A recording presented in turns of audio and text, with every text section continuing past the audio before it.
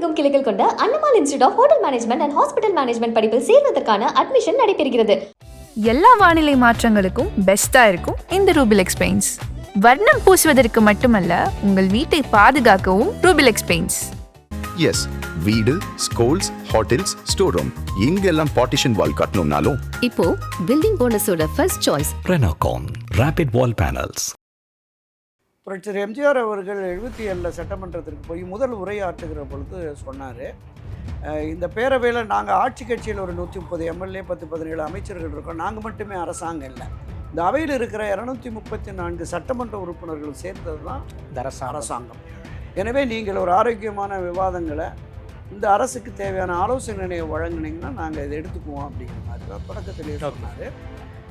அது இன்னொரு கூடுதல் தகவலாக என்ன சொன்னார்னா, நான் இந்த சட்டமன்றத்துக்குள்ளே வருகை தருகிற பொழுது சட்டமன்ற பேரவை செயலரை சந்தித்து ஒரு நாளைக்கு எவ்வளோ செலவாகும்னு கேட்டேன். ஒரு மணி நேரத்துக்கு 350 ரூபா செலவாகும்னு சொன்னார். எப்போ 77. எனவே இது மக்களின் வரிப்பணம். அதனால் இந்த அவையில் ஒரு ஆரோக்கியமான விவாதம் வரணும், தனிப்பட்ட விஷயங்கள் எல்லாம் நம்ம இதை கொண்டு வந்துட வேணாம், மக்கள் பிரச்சனைகளை பேசுவோம் அப்படிங்கிற மாதிரி சொன்னார். அது மாதிரி தான் நடந்தது.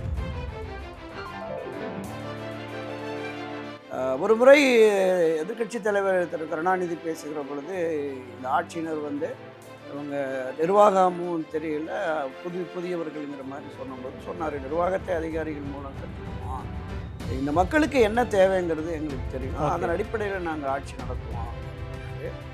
திரு கருணாநிதி அவர்கள் கூடுதலாக அந்த விவாதத்தை முடித்து பேசுகிற பொழுது, எங்களுக்கு ஒன்றும் ஆட்சி அதிகாரம் பதவி பொறுப்புகள் புதிதல்ல, நாங்கள் சாப்பிட்ட எச்சில் இலையில் தான் நீங்கள் உட்கார்ந்துருக்கிறீர்கள். டக்குன்னு புரட்சியில் எம்ஜிஆர் எழுந்து, ஆமாம் உண்மைதான், நீங்கள் எவ்வளவு சாப்பிட்ருக்கிறீர்கள் என்று கணக்கு பார்க்க தான் இங்கே வந்திருக்கிறோம், மக்கள் எங்களை அனுப்பி வச்சிருக்காங்கன்னு சொன்னார். அப்போ இந்த ஆளுநர் உரை என்பதும் ஆர்.என். ரவி மாதிரியான ஒரு நிகழ்வு நடக்குமோ அப்படிங்கிற மாதிரியான எதிர்பார்ப்பு ஊடகங்கள். கடைசியா தமிழ்நாடு கவர்னர் திமுக ஆட்சியில பெருசா அரசு எழுதி கொடுத்த உரையை அவர் படிக்கவே இல்லை, தொடர்ச்சியா புறக்கணிச்சு தான் போய்கிட்டு இருந்தாரு. ஆமா, அது மிகப்பெரிய அளவுல மீடியாவிலையும் டிபேட் ஆச்சு, நிறைய பேசியிருக்கோம். 2022 அவர் என்ன பண்ணாருன்னா, எழுதி கொடுத்த அந்த உரையை மாற்றி படிச்சாரு. ஆமா, அவர் சில வாசகங்களை சேர்த்து எழுதி கொடுத்த வாசகங்களை எல்லாம் பேரறிஞர் அண்ணா, பெரியார் போன்றவங்க எல்லாம் தவிர்த்துட்டு படிச்சாரு. அவரு 23, 24, 25 உரை வாசிக்கவே இல்லை. இன்னொன்று, முதலமைச்சர் தான் எல்லாத்துக்கும் பதில் சொல்லணும்னு இல்லை, அமைச்சரவை என்பது கூட்டு பொறுப்பு. தமிழகத்தில் இருக்கிற 51 துறைகள் இருக்கு. இந்த 51 துறைகளும் 35 அமைச்சர்களுக்கு பிரித்து கொடுக்கப்பட்டிருக்கிறது. எந்த துறை தொடர்பாக எதிர்கட்சியில் யார் வினா எழுப்பினாலும் அது தொடர்பான பதில் இருந்தால் எந்த அமைச்சரும் சொல்லலாம். கல்வி அமைச்சர் வேளாண்மையில் சொல்லலாம், வேளாண்மைத்துறை தொடர்பாக பொதுப்பணித்துறை அமைச்சர் சொல்லலாம், பொதுப்பணித்துறை அமைச்சருக்கு பதிலாக வருவாய்த்துறை அமைச்சருக்கு பதில் சொல்லலாம். ஏன்னா இது கூட்டு பொறுப்பு. வழக்கமான ரகளை கூச்சல் குழப்பம் எப்போ வந்ததுன்னா, ஏன் முதலமைச்சர் வாய் திறக்க மாட்டேங்கிறார், பேச மாட்டேங்கிறாருன்னு சிவசங்கர் பேசுறப்ப அப்போ ஆதவர்ஜுனா சொன்னாரு, அவர் எப்போ பேசணும், எங்க பேசணும் அப்படிங்கிறது. ஒரு நாள் பேசிட்டு அதை வச்சு ஒரு மாசமா நீங்க எதிர்வினை ஆற்றிட்டு இருக்கீங்க. அப்படிதான் ஒரு 10 நிமிஷம் குளத்தூரில் பேசினார் உங்க முன்னாள் முதலமைச்சர், என்ன ஆச்சுன்னு உடனே அவர் ப்ரொவோக் ஆகிட்டாங்க எல்லாருமே. தேசிய கல்விக் கொள்கை ஒருபோதும் ஏற்க மாட்டோம், அதில் நாங்கள் உறுதியாக இருக்கிறோம். அண்ணாவை கோட் பண்ணி அண்ணா வழியில் இந்த அரசு இந்த ஆட்சியும் நடக்கும். அவருடைய இருமொழி கொள்கை 68 அவர் கொண்டு வந்த இருமொழி கொள்கை தான் எங்களுடைய கொள்கையும். இதையும் தாண்டி திராவிட முன்னேற்ற கழகத்தின் மாநில சுயாட்சி கொள்கையில் நாங்கள் உறுதியாக இருப்போம் அப்படிங்கிற மாதிரி எல்லாமே அதில் கொண்டு வந்தாங்க. இதை எல்லாவற்றையும் ஆளுநர் வாசித்தது என்பதுதான் பெரிய ஹைலைட்டாக நம்ம பார்க்கப்படுகிறது. ஆதநேயர்களுக்கு அன்பு வணக்கம். இன்று நம்மோடு மூத்த பத்திரிகையாளர் திருமிகு துரை கருணா வந்துள்ளார். வணக்கம் துரை கருணா சார். வணக்கம் சகோதரா. நலமா இருக்கீங்களா சார்? நலமா இருக்கேன், நீங்க நலமா இருக்கீங்க? நலமா இருக்கேன் சார். மகிழ்ச்சி. சிறப்பு. 46 ஆண்டு காலமாக, கிட்டத்தட்ட ஒரு 40 ஆண்டுகளுக்கும் மேலாக, எக்ஸாக்டா எத்தனை வருஷம் எனக்கு தெரியல, நீங்க சட்டமன்றத்தை கவர் பண்ணிக்கிட்டு இருக்கீங்க. சட்டமன்றத்தை ரொம்ப வருஷமாக கவர் பண்ணிக்கிட்டு இருக்கிற ஒரு சீனியர் மோஸ்ட் பத்திரிகையாளரை நீங்கள். குறிப்பாக பல்வேறு சட்டமன்றத்தில் நடந்த வரலாற்று பூர்வமான சம்பவங்களுக்கு இங்கே நேரடி சாட்சியம். ஒரு சில பேரில் நீங்களும் ஒருவர் சார். கடந்த ஒரு 40 ஆண்டுகளாக திராவிட இயக்கங்கள் தான் மாறி மாறி தமிழ்நாட்டை ஆட்சி பண்ணியிருக்காங்க. அவர்களுடைய சட்டமன்றத்திற்கும் குறிப்பாக இந்த புதிய அரசு தாவேக அரசனுடைய சட்டமன்றத்துக்குமான வித்தியாசத்தை எப்படி பார்க்குறீங்க? சட்டமன்றம் கூடியிருக்கு, கவர்னர் உரை நடந்திருக்கு. முதல் தீர்மானமே வந்து தமிழ்நாட்டினுடைய உயிர்நாடி பிரச்சனையான காவேரி இஷ்யூவுக்கு தீர்மானம் போட்டிருக்காங்க. மேகதாட்டுல மேகதாட்டில் கர்நாடகா அணை கட்டக்கூடாது, அதற்கு எதிராக ஒரு தீர்மானம் போட்டிருக்காங்க தமிழ்நாடு சட்டமன்றம். எப்படி சார் பார்க்குறீங்க? 1980ஆம் ஆண்டு முதல் ஒரு கிட்டத்தட்ட 46 ஆண்டுகளாக தமிழக சட்டமன்றத்தினுடைய நடவடிக்கைகளை நான் பார்த்துட்டு இருக்கேன். கடந்த ஒரு 36-38 ஆண்டுகளாக அகில இந்திய வானொலியிலும் சென்னை தொலைக்காட்சியிலும் தமிழக சட்டப்பேரவையில் இன்று என்கிற விமர்சன கட்டுரையை நேற்று வரை எழுதிட்டு வந்திருக்கிறேன். அதனால் இந்த 40-45 ஆண்டு காலத்தில் நீங்கள் குறிப்பிட்டது மாதிரி 2 திராவிட கட்சிகளும் மாறி மாறி தான். புரட்சித் தலைவர் எம்ஜிஆர் அவர்கள், அதை தொடர்ந்து கலைஞர் கருணாநிதி, மரியாதைக்குரிய செல்வி ஜெயலலிதா அவர்கள், அம்மா வி.என். ஜானகி, இடைக்காலத்தில் திரு ஓபிஎஸ் அவர்கள், அடுத்து எடப்பாடி பழனிசாமி அவர்கள், எல்லா முதலமைச்சர் காலத்திலையும் இந்த திராவிட இயக்கங்களின் சட்டப்பேரவை நடவடிக்கைகளை தொடர்ந்து நான் பார்த்துட்டு வரேன். பல வரலாற்று பூர்வ சம்பவங்கள்லாம் அங்கே நடந்திருக்கிறது. அது இன்னும் விரிவாக அது சொல்ல போனோம்னா நிறைய காலங்கள் ஆகும். குறிப்பாக புரட்சித் தலைவர் எம்ஜிஆர் மறைவுக்கு பிறகு அந்த 88 நடந்த விஷயங்கள், ஜானகி அணி ஜெயலலிதா அணி வந்தபோது பிஎஸ் பாண்டியன் இருக்கும்போது அங்கே அடித்தடி ரகளை, வெளியாட்கள்லாம் புகுந்து ரகலையில் ஈடுபட்டு மைக்கெல்லாம் உடைச்சி பண்ணினாங்க.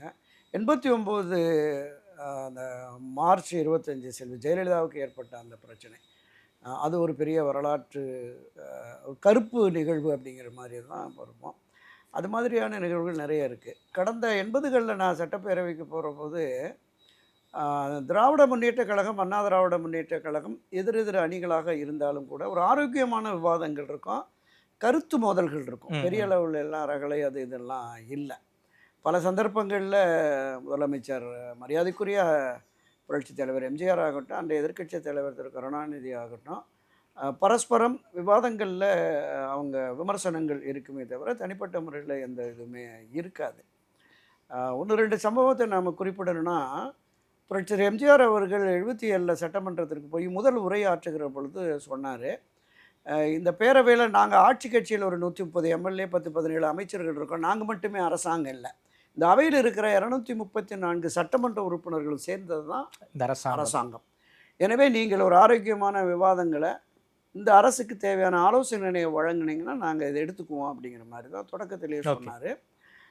அது இன்னொரு கூடுதல் தகவலாக என்ன சொன்னார்னா, நான் இந்த சட்டமன்றத்துக்குள்ளே வருகை தருகிற பொழுது சட்டமன்ற பேரவை செயலரை சந்தித்து ஒரு நாளைக்கு எவ்வளோ செலவாகும்னு கேட்டேன். 1 மணி நேரத்துக்கு 350 ரூபா செலவாகும்னு சொன்னார். எப்போ? 77.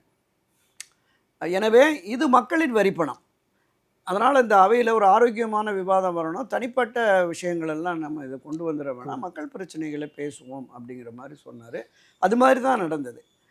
திரு கருணாநிதி அவர்களும் அரசுக்கு தேவையான ஆலோசனை, வெளியில் பயங்கரமாக ஆர்ப்பாட்டம் போராட்டம்னு தொடர்ந்து பண்ணிக்கிட்டு இருந்தார். நான் அவையில் வருகிற பொழுது ஒரு ஜனநாயக ரீதியில் ஒரு ஆரோக்கியமான கருத்து மோதல்கள் எல்லாம் இருக்கும்.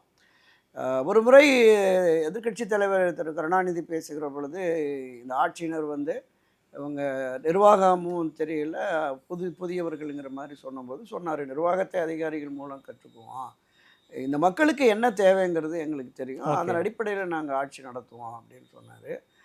திரு கருணாநிதி அவர்கள் கூடுதலாக அந்த விவாதத்தை முடித்து பேசுகிற பொழுது, எங்களுக்கு ஒன்றும் ஆட்சி அதிகாரம் பதவி பொறுப்புகள் புதிதல்ல, நாங்கள் சாப்பிட்ட எச்சில் இலையில் தான் நீங்கள் உட்கார்ந்திருக்கிறீர்கள்னா டக்குன்னு புரட்சியில் எம்ஜிஆர் எழுந்து, ஆமாம் உண்மைதான், நீங்கள் எவ்வளவு சாப்பிட்ருக்கிறீர்கள் என்று கணக்கு பார்க்க தான் இங்கே வந்திருக்கிறோம், மக்கள் எங்களை அனுப்பி வச்சுருக்காங்கன்னு சொன்னார். அப்படி ஒரு விவாதங்கள்லாம் அப்படி ஒரு சுவையான பல விவாதங்கள் கூட நடந்திருக்கிறது தமிழக சட்டமன்றத்தில் நடந்திருக்கிறது. ஒரு முறை அந்த பல்கேரியா பால்டிகோ கப்பல் பேர ஊழல்னு ஒரு பெரிய பிரச்சனை ரகலையாச்சு சட்டமன்றத்தில்.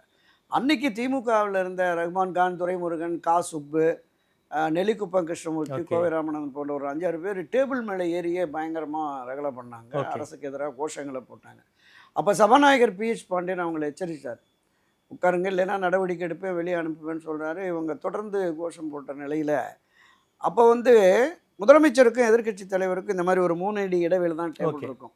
உடனே அன்றைய முதலமைச்சர் புரட்சித் எம்ஜிஆர் தன்னுடைய 2 கரங்களை அந்த டேபிளில் வச்சுட்டு எதிர்க்கட்சி தலைவர் கலைஞர் கருணாநிதிட்ட சொல்கிறார், அவங்கள கொஞ்சம் உட்கார சொல்லுங்க அப்படின்னு. உடனே அவர் திரு கருணாநிதி அவர்கள் பின்னாடி திரும்பி, உட்காருங்க அப்படின்னா உடனே எல்லாம் 6 பேர் உட்காந்துட்டாங்க. உட்கார்ந்தோடனே அவை அமைதியான. ஓகே. அப்போ ஜனநாயக ரீதியில் அவையை அமைதியாக நடத்த வேண்டும் என்கிற எண்ணமும் உணர்வும் அன்றைய புரட்சியர் எம்ஜிஆர் அவர்களுக்கு இருந்தது. பல்வேறு காலகட்டங்களில் திரு கூட சொல்லாமல் கருணாநிதி ஆட்சி கருணாநிதியில் நடந்தது அப்படிங்கிற மாதிரி 2-3 இது எம்எல்ஏக்கள் பேசுகிற உடனே எந்திரிச்சு அவர் கலைஞர் கருணாநிதி கலைஞர் என்கிற அடைமொழியோடு தான் பேசணும் அப்படிங்கிற மாதிரி எம்ஜிஆர் சொல்லியிருக்காரு. எம்ஜிஆர் அவர்கள் சொல்லியிருக்கிறாங்க. பல சந்தர்ப்பங்கள் அங்கே நடந்த விஷயங்கள்லாம் நம்ம பார்க்குறோம். இந்த தகுதி இழப்புங்கிறது 85-86 காலகட்டத்தில் நினைக்கிறேன்.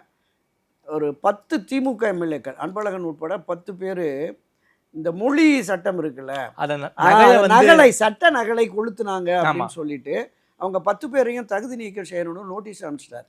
அது தொடர்பாக விவாதம் நடக்கிற போது புரட்சியர் எம்ஜிஆர் சொல்கிறார், மறுபரிசீலனை செய்யுங்க, ஓகே, இதை பண்ணணும் அப்படிங்கிற போது அப்பைய சபாநாயகர் பி.எச். பாண்டியன் உறுதியாக இருந்தார்.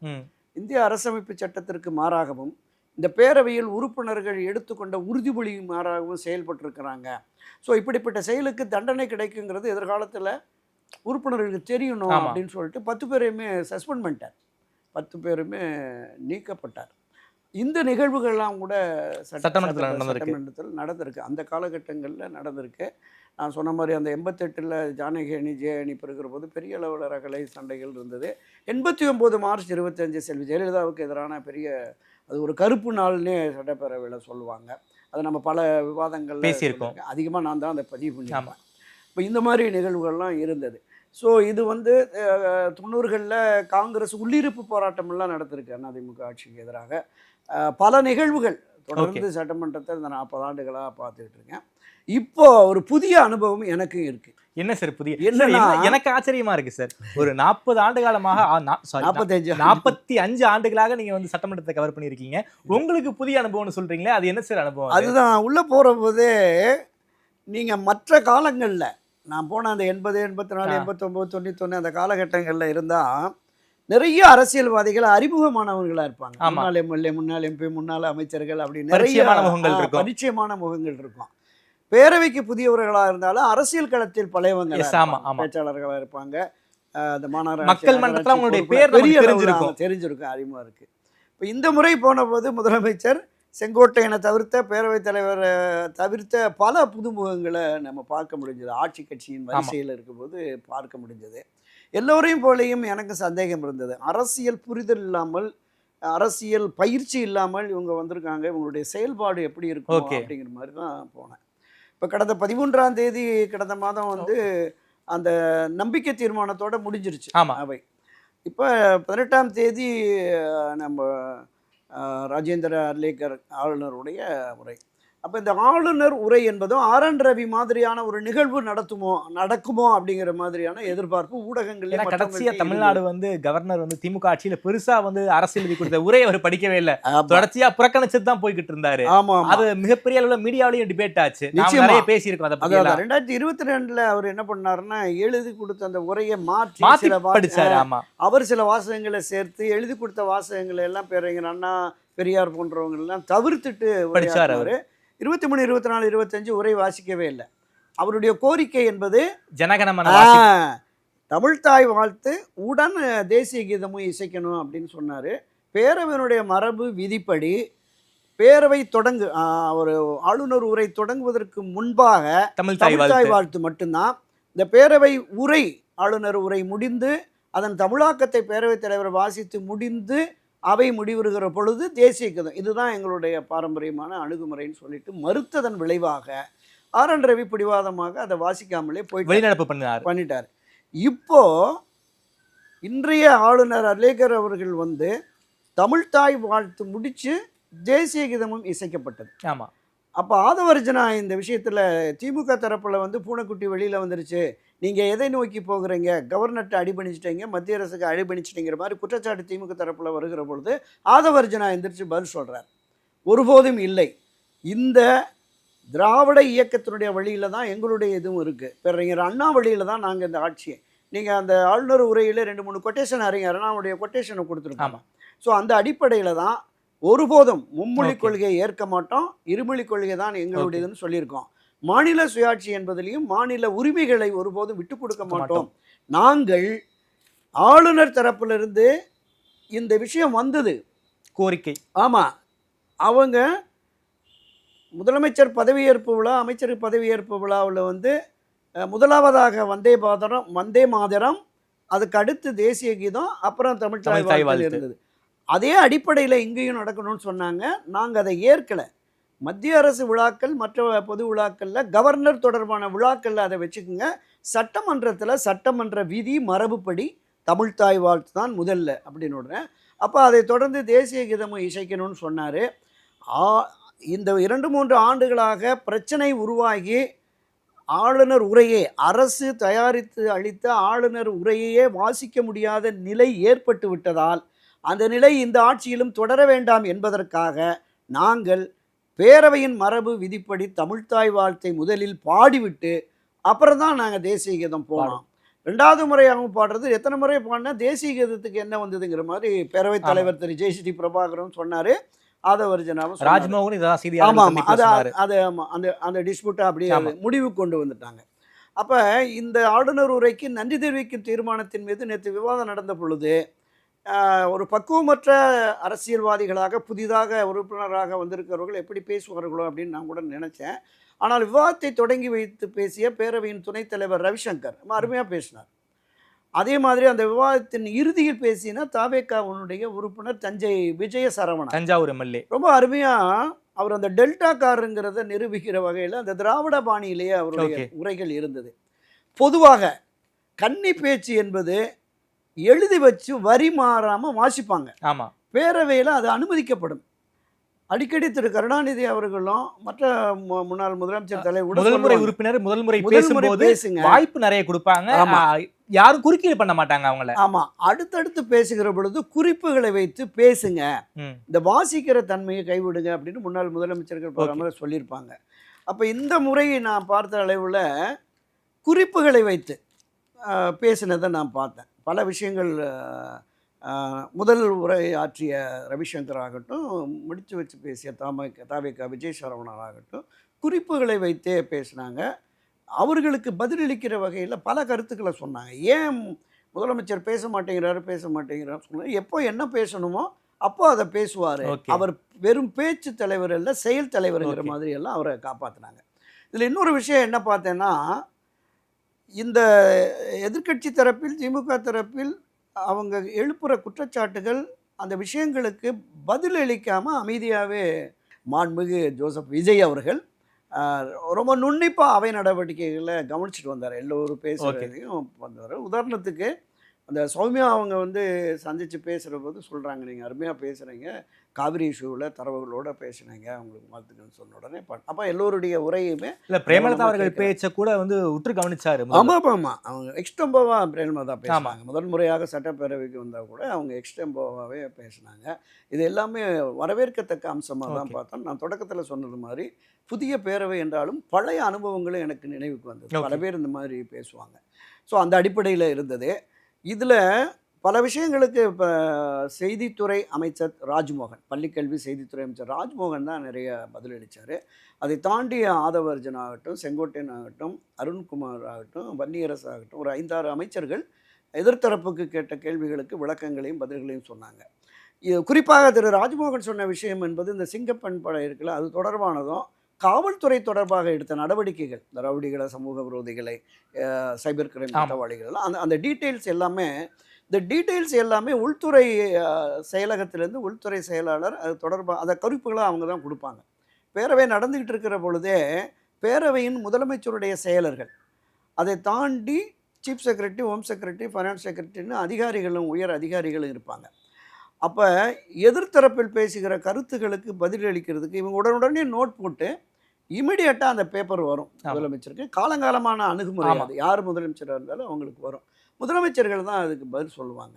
இப்போ இந்த முறை நான் சொன்ன அந்த 5-6 அமைச்சர்கள் தான் பதில் சொன்னாங்க. முதல்வர் பெருசாக பதில் சொல்லலை. அப்போ குறிப்பாக காவல்துறை தொடர்பான விஷயங்களை முதல்வர் தான் எப்போதுமே பேசுவாங்க. அப்போ காவல்துறை தொடர்பான விஷயங்களையாவது ராஜ்மோகனுக்கு சொல்றதுக்கு பதிலாக அந்த பேப்பரை இவர்கிட்ட வந்து அவர் சொல்லியிருந்தாரா இன்னும் கொஞ்சம் சிறப்பாக. முதல்வர் கிட்ட தானே உள்துறை இருக்கு. ஆமாம், அதனால் இன்னும் கொஞ்சம் சிறப்பாக இருந்திருக்கும். அவர் இந்த முறையும் அடுத்து நடைபெறுகிற பட்ஜெட் கூட்டத்தொடர் இருக்குல்ல, அந்த முறையும் வெறும் அவையின் நடவடிக்கைகளை எந்த மாதிரி போகுது என்கிற அந்த அவதானிக்கும் அந்த நிகழ்வுல மட்டுமே தான் இருக்காரு. ஒருவேளை இப்போ பதில் சொல்லணும். இன்னைக்கு செவ்வாய்க்கிழமை வந்து இந்த ஆளுநர் உரைக்கு நன்றி தெரிவிக்கும் தீர்மானத்தின் மீது விவாதங்களுக்கு முதலமைச்சர் பதில் சொல்லணும். அவர் சொல்றாரா அல்லது வேற யாருக்காவது கொடுக்குறாரான்னு தெரியல. ஓகே. இன்னொன்று, முதலமைச்சர் தான் எல்லாத்துக்கும் பதில் சொல்லணும்னு இல்லை. அமைச்சரவை என்பது கூட்டு பொறுப்பு. தமிழகத்தில் இருக்கிற 51 துறைகள் இருக்கு.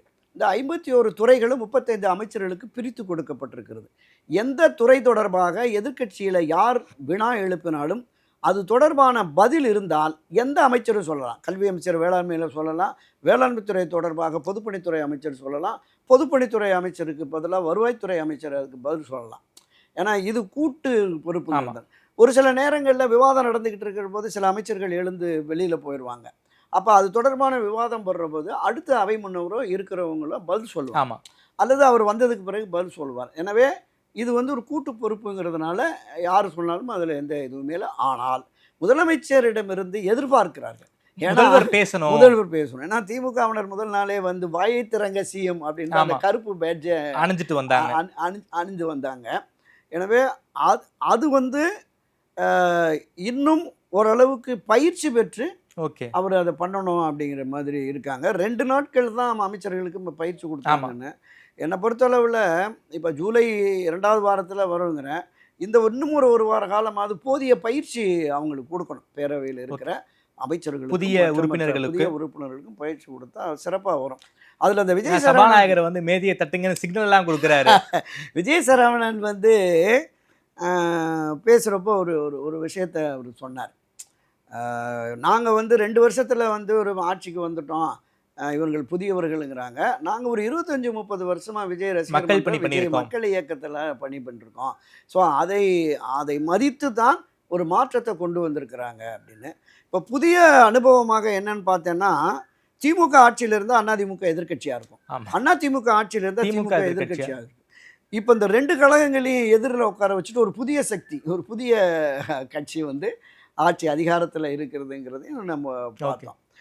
இந்த சட்டப்பேரவை பொறுத்தளவில் தொடக்கம் என்பது நல்லா தான் இருக்குது. பெரிய அளவில் ஒன்றும் இல்லை. ஒரே ஒரு பிரச்சனை, வழக்கமான ரகளை கூச்சல் குழப்பம் எப்போ வந்ததுன்னா,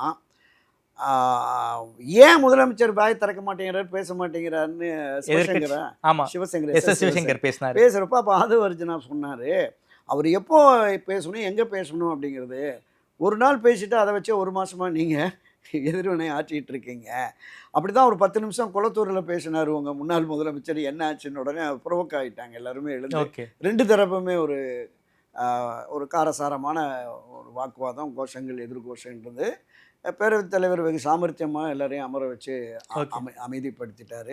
இந்த வழக்கமான சபையினுடைய அந்த காரசாரமான மோதல் என்பது நேற்றும் அதை பார்க்கக்கூடிய ஒரு வாய்ப்பு இருந்தது. வழக்கமாக திமுக அதிமுகவில் இந்த மோதல் நடக்கும். ஆமாம் நடக்கும். முதல் நாள் விவாதத்தின் போது இது வந்துருச்சு, ஒரு மாதிரி சூடு ஏறிடுச்சு. இனி அடுத்தடுத்த பட்ஜெட் செஷன்ல அதுக்கு அடுத்து எப்படி வெடிக்கும்னு தெரியாது. மானிய கோரிக்கையின் போது தாவேக்கா வந்து என்ன சொன்னாங்கன்னா, சட்டமன்றத்தை நாங்க வந்து முழுக்க நாங்க வந்து லைவ்ல வந்து கொடுப்போம் அப்படின்னு சொல்லியிருந்தாங்க. திமுக ஆட்சியிலையும் அதிமுக ஆட்சியிலையும் லைவ் இருந்தாலும் அதை முழுசா கொடுக்க மாட்டாங்க. ஆளுங்கட்சிக்கு எங்க வந்து கொஞ்சம் நெகட்டிவா இருக்கிற மாதிரி இருக்கும் அந்த லைவை கட் பண்ணிடுவாங்க. நேற்றைக்கும் அதே மாதிரியான சம்பவங்கள்லாம் நடந்திருக்கு. சபை நடந்துகிட்டு இருக்கும் போதே வந்து லைவை கட் பண்ணியிருக்காங்க.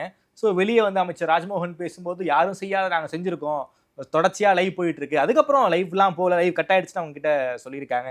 ஏன் சார் இந்த லைவ் கட் பண்ணுற கலாச்சாரத்தையும் இவங்களும் பிடிச்சிக்கிட்டாங்களே சார்? இல்லை, கடந்த ஒரு 10-15 ஆண்டுகளாக நேரலை ஒளிபரப்பு எப்படி மக்களவை மாநிலங்களவை டெல்லியில் ஒளிபரப்புறாங்களோ அது மாதிரி ஒளிபரப்புங்கிற கோரிக்கை 2 தரப்புலையும் இருந்தது. திமுக ஆட்சியில் இருக்கும்போது அதிமுக கேட்டாங்க, அதிமுக ஆட்சியில் திமுக கேட்டாங்க. திமுக உறுதியாக நேரலை ஒளிபரப்பு முழுமையாக வரும்னு சொன்னாங்க. அதையும் தாண்டி ஒரு ஆண்டுக்கு 100 நாட்களுக்கு மேலே அவை நடவடிக்கைகள் ஏற்படும். ஒரு 10-18 நாட்கள்லேயே முடிச்சுட்டாங்க. இப்போ இந்த முறையும் அதே போல ஒரு 5 ஆண்டுகளில் ஒரு 150 நாள் சபை கூடி இருந்தால் அது ஆச்சு. பெரிய அளவில் ஆச்சு. 120-111 நாட்கள் தான் என்னமோ தான் நடந்திருக்கு. ஒட்டுமொத்தமாக 5 ஆண்டுகள். 12 நாட்கள், 14 நாட்கள், 15 நாட்கள் தான் நடந்திருக்கு. அதை அவங்க விட்டுட்டாங்க. நேரடி ஒளிபரப்பை திரு அப்பாவிட்ட அடிக்கடி எதிர்க்கட்சிகள் கோரிக்கை வைக்கிறப்போ சொன்னாங்க, ஒரு பரீட்சார்த்தமாக கேள்வி நேரம் வைக்கிறோம், அது முடிஞ்சு 0 ஹவரில் முக்கிய நிகழ்வுகள் வர்றபோது அதையும் வைக்கிறோம். மற்றபடி எது ஒளிபரப்ப வேண்டுமோ அதை தான் கொடுக்குறோம். இப்போ எதிர்க்கட்சிகள் வந்து எதிர்க்கட்சியுடைய குற்றச்சாட்டுகள் அல்லது எதிர்க்கட்சியினுடைய புகார்களுக்கு ஆளுங்கட்சி தரப்பில் முதலமைச்சரும் அமைச்சர்களும் பதில் சொல்கிறத சொல்கிறீங்க. ஆமா. ஆனால் எதிர்க்கட்சி தரப்பில் என்ன கேட்டாங்க அதுக்கு இவங்க கேள்வியே தெரியல. தெரியல அப்படிங்கிற மாதிரி இருக்கு. திமுக ஆட்சி காலங்கள்ல வந்து எடப்பாடி பேசுறது லைவ்ல வராது, அவங்க அமைச்சர்கள் பேசுறது தான் வந்து லைவ்ல நிறைய வரும். ஸோ அது வந்து இவங்க முழுமையாக நாங்கள் லைவ் காட்டோம் அப்படின்னு. இப்போ நேற்றைய தினம் அந்த தீர்மானத்தின் மீது முதலமைச்சர் பேசியது, அந்த தீர்மானத்தை வரவேற்று மற்ற கட்சிகள் பேசியது அது வரைக்கும் தான் வந்தது. அது கூட முழுமையாக வந்ததான்னு தெரியல. பல இது குறைத்து தான் அனுப்பப்பட்டது, அவருடைய உரைகள்லாம் குறைத்து அனுப்பப்பட்டதுங்கிற மாதிரி சொன்னாங்க. அடுத்தடுத்த காலங்களில் நாங்கள் இதுக்கான முழு முயற்சி எடுப்போம் அப்படின்னு சொல்லியிருக்காங்க. வருமா என்பது தெரியல. ஏன்னா இப்போ நான் குறிப்பிட்டது மாதிரி பேரவையில் பல்வேறு விதமான அசம்பாவிதங்கள் இல்லை இவங்களுடைய செயல்பாடுகள் அது எக்ஸ்போஸ் ஆச்சுன்னா பொதுவெளிகளில் மக்கள் மத்தியில் இருக்கும். அதனால் இப்போதைக்கு இது வேண்டாங்கிற மாதிரி இருக்குது. அடுத்தடுத்து இப்போ வருகிற இந்த பட்ஜெட் செஷனில் மானிய கோரிக்கை விவாதங்களில், ஏன்னா ஒவ்வொரு உறுப்பினர்களும் 5 நிமிஷம் 10 நிமிஷம் பேசுகிறது, இந்த பேரவையில் நான் இருக்கிறேன், நான் பேசினேன் அப்படிங்கிற விஷயம் என் தொகுதி மக்களுக்கு மற்றவர்களுக்கும் தெரியணும், அதுக்காகவாத நேரலை ஒளிபரப்பு பண்ணுங்கன்னு தான் கடந்த காலங்களில் கோரிக்கை. அந்த கோரிக்கை இப்போவும் இருக்கிறது. எதிர்வரும் காலங்களிலாவது நிச்சயமாக நேரலை ஒளிபரப்பை முழுமையாக பேரவை நிறைவேற்ற வேண்டும் என்பது இந்த பேரவையை கண்காணிக்கிற பொதுமக்கள் மத்தியிலும் கோரிக்கை இருக்குது. பேரவை உறுப்பினர்கள் 234 பேருக்கும் அந்த கருத்தாக்கம் இருக்கிறது. என்ன செய்ய போகிறாருங்கிறத நம்ம பார்ப்போம். சார் 45 வருஷமாக அசம்பிளியை கவர் பண்ணியிருக்கீங்க சார். புதிய அரசுக்கு அசம்பிளியில் என்ன சார் சவால் இருக்குது? இல்லை, புதிய அரசுக்கு பல்வேறு சவால்கள் இருக்குது. இப்போ இந்த முதல் இதில் ஒரு பேரவை தனி தீர்மானம் அரசுனுடைய தீர்மானம் கொண்டு வந்த உடனே அந்த தீர்மானத்திற்கு குரல் வாக்கு எடுக்கிற பொழுது ஆட்சி கட்சி வந்து அவர் கேட்பார், பேரவைத் தலைவர் இந்த தீர்மானத்தை வாக்கெடுப்புக்கு விட்டு ஆம் என்போர் ஆம் என்க அப்படின்னோடனே ஆம்னு ஒரு குரல் ஆட்சி கட்சி தரப்பில் இருக்கும். நேற்று அது இல்லை. 1-2 பேர் செங்கோட்டையன், இன்னும் 2 பேர் ஆம் அப்படிங்கிற மாதிரி சொன்னாங்க.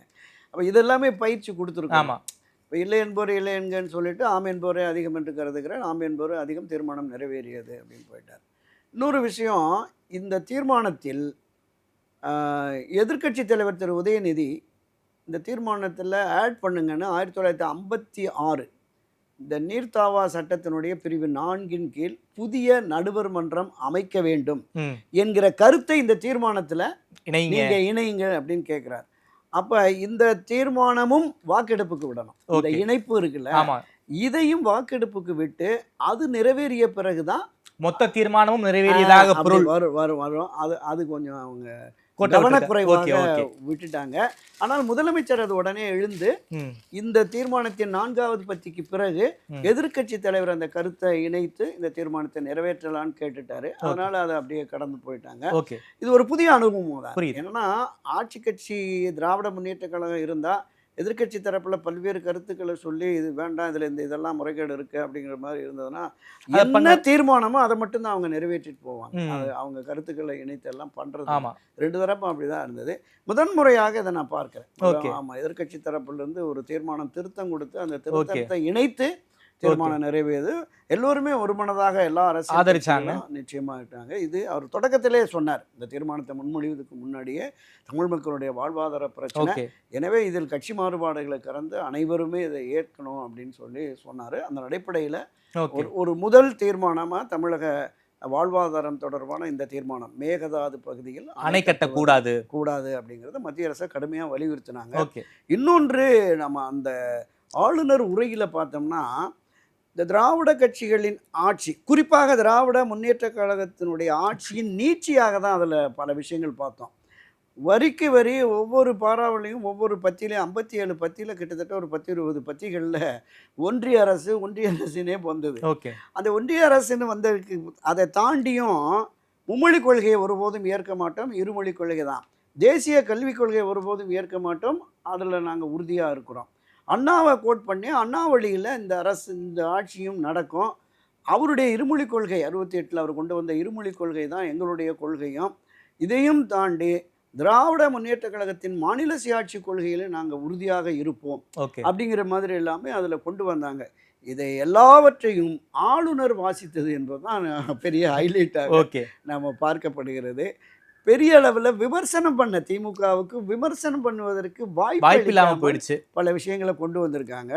இதையும் தாண்டி அந்த கல்வி நிதி வேணும், இந்த போதிய மாநிலத்திற்கு போதியான அந்த நிதி ஆதாரம் கிடைக்கலைன்னா நாங்கள் சட்ட போராட்டம் நடத்துவோம், உச்ச நீதிமன்றம் வரைக்கும் போய் நிதியை பெறுவோம் அப்படிங்கிற மாதிரி எல்லாம் அவங்க திமுக கையில் எடுத்த அரசியல் இது. அதை வந்து இப்போ இந்த ஆளுநர் உரையிலையும் பார்த்தோம். அதனால் இது ஒரு சரியான திசைவெளியில் இந்த தவேக அரசாங்கம் தமிழ் மக்களுடைய எண்ணங்களை உணர்வுகளை முற்றும் முழுவதுமாக புரிந்து கொண்டு நடக்குது அப்படிங்கிற மாதிரி தான் நான் பார்க்குறேன். இந்த திராவிட கட்சிகளின் நீட்சியாக தமிழக வெற்றி கழகமும் அவர்கள் பாதையில் போகுதோ அப்படிங்கிற மாதிரி தெரியுது. சார், என்னுடைய கடைசி கேள்வி சார், சமீபத்தில் ஒரு புலனாய்வு வார இதழ் ஆப்ரேஷன் எஸ், அதாவது ஆப்ரேஷன் ஸ்பீக்கர் அப்படிங்கிறத வந்து திமுக பண்ண போகிறதா எழுதியிருக்காங்க. சபாநாயகருக்கு எதிராக ஒரு நம்பிக்கையில்லா தீர்மானத்தை வந்து திமுக கொண்டு வர போகிறாங்கங்கிற ஒரு தொனியில் ஒரு கட்டுரை, அதை அதிமுகவும் ஆதரிக்க வாய்ப்பு இருக்குங்கிற டோன்லலாம் வந்து அந்த கட்டுரை எழுதியிருந்தாங்க. குறிப்பாக இன்னைக்கு வந்து சபையினுடைய எண்ணிக்கை என்பது ஒரு 6 எம்எல்ஏக்கள் கிடையாது, கிட்டத்தட்ட ஒரு தீர்மானம் கொண்டு வரலாம் 115 எம்எல்ஏக்களுடைய ஆதரவு தேவை. ஸோ அந்த டோனில் வந்து ஒரு கட்டுரை இருக்குது. அதெல்லாம் திமுக பிளான் பண்ணுறாங்களா? சபாநாயகருக்கு எதிரான ஒரு தீர்மானம் என்றால் அது கிட்டத்தட்ட ஒரு ஆட்சிக்கு எதிரான தீர்மானம் டோன் தான் அது. இதை கொண்டு வரதுக்கு எதுவும் திமுக நினைக்கிறாங்களா சார்? திரு உதயநிதியும் அவரை சார்ந்த சிலர்களும் இந்த மாதிரியான வேலையில் ஈடுபடுறதாக நானுமே கேள்விப்பட்டேன். ஓகே, அதை திரு ஸ்டாலின் அவர்கள் முற்றும் முழுவதுமாக தடைப்படுத்திட்டார். வேண்டாம், இந்த மாதிரி முயற்சி வந்து நமக்கு ஆபத்து, கெட்ட பேரை அமைஞ்சிடும். ஏன்னா குதிரை பேரம் நடத்தி அவங்க ஆட்களை இழுக்கிறார்கள் என்று அவர்கள் மீது குற்றச்சாட்டு சொல்லி தவேக அவனுடைய அதிருப்தியாளர்களை நாம் வந்து இழுத்து இது மாதிரி பண்ணணும்னா ஆட்சி மாற்றம் என்று வருகிற பொழுது தேர்தலை இப்போது எதிர்கொள்வதற்கு நம்மால் இயலாது. 6 மாதம் 1 வருடம் கழித்து தேர்தல் வந்தாலும் திராவிட முன்னேற்ற கழகம் அதிமுகவும் தவேக ஆட்சியை விஜய் முதலமைச்சராக ஆவதை பொறுக்க முடியாமல் செஞ்சுட்டாங்கிற போது திரும்ப அவங்க 150-200 இடம் கூட வந்து ஒரு வலுவான சக்தியாக உட்கார்றதுக்கு வாய்ப்பு இருக்குது. அவங்களே எக்ஸ்போஸ் ஆகி வரட்டும், அதனால் இந்த விஷயம் வேண்டான்னு தடுத்தது. ஆனால் முயற்சி நடந்ததாகவும் அதை முதலமைச்சர் திரு ஸ்டாலின் அவர்கள் தடுத்து விட்டதாகவும் மூத்த தலைவர்கள் பலருமே அதை தடுத்து விட்டதாகவும் சொன்னாங்க. திரு உதயநிதி அவர்களை பொறுத்தளவில் தொடக்க முதலே திரு விஜய் எப்படியாவது முதலமைச்சர் நாற்காலியில் உட்கார்ந்துட விடக்கூடாதுன்னு பல விஷயங்கள் பண்ணினாருன்னு நம்ம பார்த்தோம். பல பதிவுகளில் திரு எடப்பாடி பழனிசாமிக்கு ஒரு வாய்ப்பை கொடுத்தாவது நம்ம கொண்டு வரணும் அப்படின்ட்டு இருந்தாங்க. அதனுடைய நீட்சியாக இந்த செயல்பாடு என்பது. ஆனால் இப்போ அந்த நிலைப்பாட்டிலேருந்து முற்றிலும் மாறிவிட்டார்கள். சபையில் கூட பார்த்தீங்கன்னா முதலமைச்சர் வந்து எல்லோருக்கும் வணக்கம் சொன்ன உடனே உதயநிதி உட்பட எடப்பாடி பழனிசாமி உட்பட எல்லோருமே எழுந்து நின்று வணக்கம் சொன்னாங்க. ஒரு பரஸ்பரம் ஒரு நல்ல ஜனநாயக ரீதியில் இந்த அரசு செல்கிறது. இரு தரப்பாருமே, ஆட்சி கட்சியான தவேக ஆகட்டும், திமுக அதிமுக, நீங்கள் தொடக்கத்தில் சொல்கிற போது யார் எந்த ஆட்சி நடந்தனாலும் இது மக்களுக்கான ஆட்சி வேணும். எதிர்க்கட்சியாக இருந்தாலும் மக்களுக்கான பிரச்சனைகளை அவங்க வந்து ஆட்சி கட்சியிடம் சொல்லி பெற வேண்டும், ஆலோசனை சொல்ல வேண்டும் என்கிற கருத்தாக்க தான் பொது வெளியில் இருக்குது. எனவே சரியான திசை வெளியில் சரியான ஆலோசனைகளோடு போட்டோம் அப்படிங்கிற மாதிரி தான் நம்ம பார்க்கணும். ஓகே சார், ரொம்ப நன்றி சார். கிட்டத்தட்ட ஒரு 45 ஆண்டு காலமாக நீங்கள் வந்து அசம்பிளியை கவர் பண்ணியிருக்கீங்க. ஸோ அந்த அனுபவத்தின் வாயிலாக இப்போது இந்த புதிய அரசு எப்படி அசம்பிளி செயல்படுது, குறிப்பாக உங்களுக்கு என்ன சவால் இருக்குது, என்ன செய்யணும் அப்படிங்கிறத பற்றி விரிவாக பேசியிருக்கீங்க. நேரில் கொடுத்து பேசி நமக்கு நன்றி துரைக்கல். நன்றி.